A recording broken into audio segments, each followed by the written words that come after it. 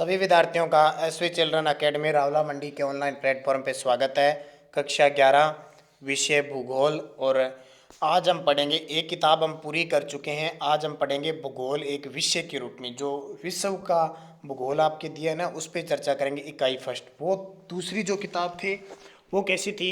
वो इकाई सेकंड पर आधारित थी, जिसका हमने विवरण देखा। भौतिक पर्यावरण थी वो, और किसके संदर्भ में थी? वो इंडिया के संदर्भ में थी। आज हम इस के अंदर पढ़ेंगे फर्स्ट।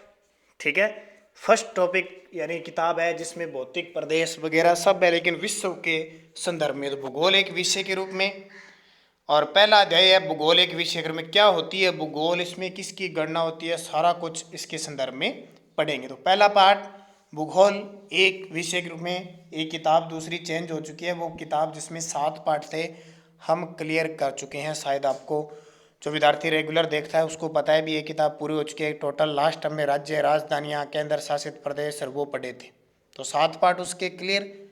अब नई बुक से पहला पार्ट अध्याय 1 भूगोल एक विषय के रूप में स्टार्ट करूँ मैं। आपने माध्यमिक स्तर पर भूगोल का अध्ययन किया, माध्यमिक यानी 10वीं क्लास में, सामाजिक विज्ञान पाठ्यक्रम के घटक के रूप में किया। आप विश्व और उसके विभिन्न भागों के भौगोलिक तथ्यों से परिचित हैं। अब आप भूगोल का अध्ययन एक स्वतंत्र विषय के रूप में करेंगे। वहाँ तो आप क्या पढ़ रहे थे? कुछ भूगोल विज्ञान में पढ़ रहे थे, कुछ भूगोल आप सामाजिक में पढ़ रहे थे, अलग अलग पढ़ी ना आपने। अब यहाँ पे अलग स्वतंत्र विषय आपके पास, भूगोल अलग है, इतिहास अलग है, राजनीति अलग है ना। तो वो सिस्टम, आप विश्व और इसके विभिन्न भागों के भौगोलिक तथ्यों से परिचित है। अब आप भूगोल का अध्ययन एक स्वतंत्र विषय के रूप में करेंगे तथा पृथ्वी के भौतिक वातावरण, मानवीय क्रियाओं और उनके अंतर प्रक्रियात्मक संबंध के विषय में जानकारी प्राप्त करेंगे। यहाँ आप एक प्रासंगिक प्रश्न पूछ सकते हैं कि हमें भूगोल क्यों पढ़ना चाहिए। हम धरातल पर रहते हैं ना, या आकाश में रहते हो, धरातल में रहते हो। हमारा जीवन हमारे परिस्थान से अनेक रूपों में प्रभावित होता है। हम निर्वाह के लिए अपने आसपास के संसाधनों पर निर्भर रहते हैं। हर चीज़ एक संसाधन है। जब 12वीं क्लास में आप पढ़ोगे, संसाधनों के स्पेशल 3-4 पार्ट होगी। यानी मानव प्रकृति में जो भी वस्तु प्रयोग करता है वो उसके लिए संसाधन है। ठीक है, उपयोगी वस्तु जो मानव के लिए हो जाती है वो एक। आदिम समाज अपने भरण पोषण के लिए, आदिम यानी पुराने जमाने के जो लोग घुमक्कड़ जंगलों में रहते थे, वो भरण पोषण के लिए प्राकृतिक निर्वाह संसाधनों जैसे पशुओं और खाद्य पदार्थों पर आश्रित था। ठीक है, या तो मांस वगैरह खाते थे या फिर पौधे, पेड़ पौधे की जड़ी बूटियां, फल फूल खाते थे। समय बीतने के साथ हमने तकनीकों का विकास किया और प्राकृतिक संसाधनों यथा भूमि, मृदा, जल का उपयोग करते हुए अपना आहार उत्पादन प्रारंभ किया। हमने अपने भोजन की आदतों और वस्त्र को मौसमी दशाओं के अनुरूप समायोजित किया। धातव्य है कि प्राकृतिक संसाधन आधार, तकनीकी विकास, भौतिक वातावरण के साथ अनुकूलन और उसका परिष्करण, सामाजिक संगठन और सांस्कृतिक विकास में विभिन्नता पाई जाती है। भूगोल के एक छात्र के रूप में आपको धरातल पर विभिन्नता वाले सभी सत्यों के विषय में जानने के लिए उत्सुक होना चाहिए। आप विविध प्रकार की भूमि व लोगों से परिचित हैं, फिर भी समय के साथ होने वाले परिवर्तनों को समझने में रुचि रखते होंगे। भूगोल आपको विविधता समझने और समय व स्थान के संदर्भ में ऐसी भिन्नताओं को उत्पन्न करने वाले कारकों की खोज करने की क्षमता प्रदान करता है, जिससे आप में मानचित्र में परिवर्तित गोलक को समझने तथा धरातल के दृश्य ज्ञान की कुशलता विकसित होती है। आधुनिक वैज्ञानिक तकनीक यथा भौगोलिक सूचना तंत्र, जीआईएस, संगणक मानचित्र कला, कंप्यूटर कार्टोग्राफी के रूप में प्राप्त ज्ञान और कुशलता आपको राष्ट्रीय स्तरीय विकास में योगदान करने की योग्यता से लैस करती है। अब आप अगला प्रश्न पूछना चाहोगे कि भूगोल क्या है। आप जानते हैं कि पृथ्वी हमारा आवास है। यह पृथ्वी पर रहने वाले अन्य छोटे बड़े प्राणियों का भी आवास है, सब रहते हैं इस पर। पृथ्वी की सतह एक रूप नहीं है, यानी एक समान नहीं है। कहीं पठार है, कहीं पहाड़ है, कहीं नदियाँ हैं, कहीं झीलें हैं, कहीं मैदान है, कहीं मरुस्थल है ना। कहीं अनुपजाऊ है, उपजाऊ भूमि अलग अलग है। कहीं नदियाँ हैं तो कहीं जल है, तो कहीं समुद्र है, अलग अलग, कहीं स्थल है।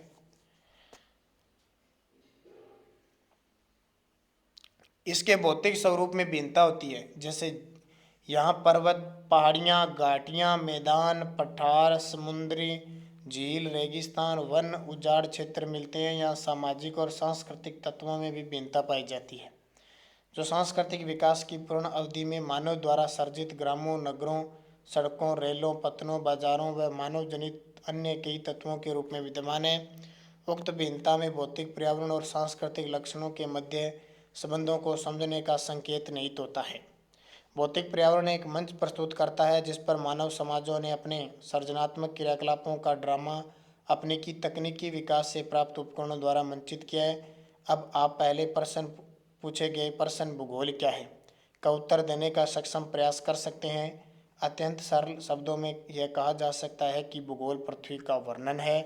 सर्वप्रथम भूगोल शब्द का प्रयोग एर्थास्थेनीज एक ग्रीक यानी ग्रीक यूनान देश है जिसको आज ग्रीस कहते हैं, विद्वान ने 276 से 194 ईस्वी पूर्व में किया। यह शब्द ग्रीक भाषा के दो मूल जियो यानी पृथ्वी, ग्रोफस वर्णन से प्राप्त किया गया है। दोनों को एक साथ रखने पर इसका अर्थ बनता है पृथ्वी का वर्णन। किसका? जियोग्राफी। पृथ्वी को सर्वदा मानव के आवास के रूप में देखा गया है, क्योंकि जितने भी बाकी ग्रह ना वहाँ कहीं भी मानव नहीं रहता, सिर्फ पृथ्वी पर रहता है। और इस दृष्टि से विद्वान भूगोल को मानव के निवास के रूप में पृथ्वी का वर्णन परिभाषित करते हैं। आप इस तथ्य से तो परिचित ही हैं कि यथार्थता बहुआयामी होती है और पृथ्वी भी बहुआयामी है। इसलिए अनेक प्राकृतिक विज्ञान जैसे भौमिकी यानी भूमि से संबंधित, मृदा विज्ञान, समुद्र विज्ञान, वनस्पति शास्त्र, जीव विज्ञान, मौसम विज्ञान, अन्य सह विज्ञान, सामाजिक विज्ञान के अनेक सहयोगी विषय जैसे अर्थशास्त्र, इतिहास, समाजशास्त्र, राजनीति विज्ञान, नर विज्ञान इत्यादि धरातल की वास्तविकता के नृत्य विज्ञान वास्तविकता के विभिन्न पक्षों का अध्ययन करते हैं। भूगोल अन्य विज्ञानों से विषय वस्तु और विधि तंत्र में भिन्न है, परंतु साथ ही अन्य विषयों से इसका निकट का संबंध है। भूगोल सभी प्राकृतिक और सामाजिक विषयों से सूचना आधार प्राप्त कर उसका संश्लेषण करता है। हमें पृथ्वी पर भौतिक व सांस्कृतिक वातावरण में भिन्नता दिखाई पड़ती है। अनेक तत्वों में समानता तथा कई में असमानता पाई जाती है। अतः भूगोल को क्षेत्रीय भिन्नता का अध्ययन मानना तार्किक लगता है। इस प्रकार भूगोल को उन सभी तथ्यों का अध्ययन होता है जो क्षेत्रीय संदर्भ में भिन्न होते हैं।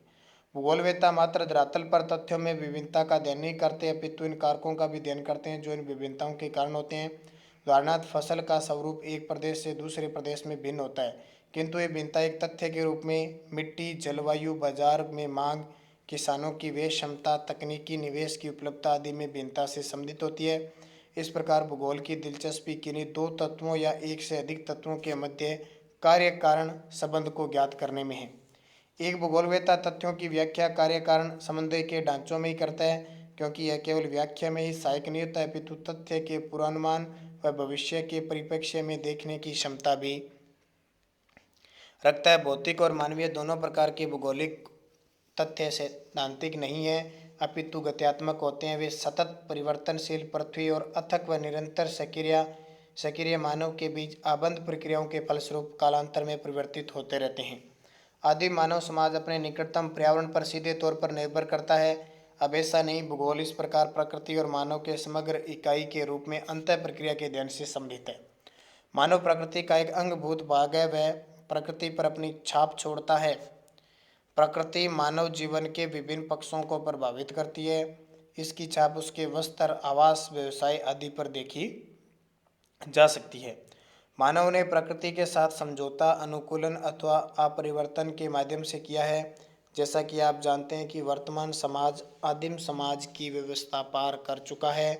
उसने तकनीकी के खोज और प्रयोग द्वारा अपने अस्तित्व के लिए सन्निकट परिवेश को अपरिवर्तित कर प्राकृतिक संसाधनों का समुचित उपयोग करते हुए अपने कार्य क्षेत्र के क्षितिज में परिवर्तन कर लिया। तकनीकी के क्रमशः विकास के साथ मानव अपने ऊपर भौतिक पर्यावरण के साथ कसे हुए बंधन को ढीला करने में सक्षम हो गया। तकनीकी ने श्रम की कठोरता को कम कर श्रम क्षमता को बढ़ाया और अवकाश का प्रावधान करते हुए मानव को उच्चतर आवश्यकताओं को पूर्ण करने का अवसर दिया। इससे उत्पादन के पैमाने और श्रम की गतिशीलता में वृद्धि हुई। भौतिक वातावरण और मानव के अन्योन्य क्रिया को एक कवि द्वारा संक्षेप में मानव व ईश्वर के बीच निम्न वार्तालाप के माध्यम से व्यक्त किया गया है। आपने मिट्टी का सर्जन किया, मैंने कप का निर्माण किया। यानी ईश्वर को कहता है कि आपने मिट्टी का निर्माण किया, मैंने क्या बना दिया, मिट्टी से कप बना दिया। आपने रात्रि का सर्जन किया, मैंने दीपक बना दिया, इंसान दीपक जलाता ना। आपने बंजर भूमि, पहाड़ी भूभाग और मरुस्थलों का सर्जन किया, मैंने फूलों की क्यारी और बाग बगीचे बनाए। ठीक है, ये एक मतलब दोनों के बीच संवाद वार्तालाप इस तरह हुई है। प्राकृतिक संसाधनों का प्रयोग करते हुए मानव अपने सृजनात्मक योगदान का दावा करता है। तकनीकी की सहायता से मानव आवश्यकता की अवस्था से स्वतंत्रता की ओर अग्रसर हुआ। उसने सर्वत्र अपनी छाप छोड़ी और प्रकृति के सहयोग से नई संभावनाओं का सर्जन किया। इस प्रकार हमें मानवीकृत प्रकृति और प्रकृति प्रभावित मानव के दर्शन होते हैं। भूगोल इसी अंतर प्रक्रियात्मक संबंध का अध्ययन करता है। परिवहन व संचार के साधनों के जाल और पदानुक्रमिक केंद्रों के माध्यम से क्षेत्र समाकलित और संगठित होगी। एक सामाजिक विज्ञान के रूप में भूगोल इसी क्षेत्रीय समाकलन व संगठन का अध्ययन करता है। एक वैज्ञानिक विषय के रूप में भूगोल 3 वर्गीकृत प्रश्नों से संबंधित है। कुछ प्रश्न धरातल पर पाए जाने वाले प्राकृतिक व सांस्कृतिक विशेषताओं के प्रतिरूप की पहचान से जुड़े होते हैं, जो क्या प्रश्न के उत्तर देते हैं। कुछ प्रश्न पृथ्वी पर भौतिक सांस्कृतिक तत्वों के वितरण से संबंधित होते हैं, जो कहाँ प्रश्न संबंधित यानी क्या, कहाँ, कैसे। सब मिलाकर इन प्रश्नों दोनों प्रश्नों में प्राकृतिक और सांस्कृतिक तत्वों के वितरण और स्थिति को ध्यान में रखा गया है। इन प्रश्नों से कौन से तत्व कहाँ स्थित है से संबंधित सूचीबद्ध सूचनाएं प्राप्त होती है। औपनिवेशिक काल से यह उपागम बहुत प्रचलित रहा। इन 2 प्रश्नों में तीसरे प्रश्न के जुड़ने पर भूगोल एक वैज्ञानिक विषय नहीं बन सका और अलग से भूगोल रह गया। यह तृतीय प्रश्न व्याख्या और तत्वों के मध्य कार्य कारण संबंध से जुड़ा हुआ है। भूगोल एक पक्ष क्यों प्रश्न से जुड़ा हुआ है। एक विषय के रूप में भूगोल का क्रोड क्षेत्र से संबंध होता है तथा स्थानिक विशेषताओं और गुणों का विवेचन करता है। यह क्षेत्र में तथ्यों के वितरण, स्थिति व केंद्रीकरण के प्रतिरूप का अध्ययन करता है। इन प्रतिरूपों की व्याख्या करते हुए उनका स्पष्टीकरण देता है। यह मानव और उसके भौतिक वातावरण के मध्य तथ्यात्मक अंतः प्रक्रिया से उपजे तथ्यों के बीच साहचर्य व अंतर संबंध का विश्लेषण करता है। कल पढ़ेंगे भूगोल एक समाकलन इंटरग्रेटिंग जुड़े हुए विषय के रूप में कैसे, क्योंकि भौतिक भूगोल है, थोड़ा सा ध्यान रखना, वो हमारे लिए सरल थी ना वो बुक। ये बुक विश्व के और शुरुआत भौतिक ये भूगोल वगैरह सिस्टम क्या होता है उसके बारे में तो थोड़ी सी दिक्कत आएगी आपकी, लेकिन धीरे धीरे जैसे जैसे अपने पाठ में आगे चलते जाएंगे ना तो आसान हो जाएगा।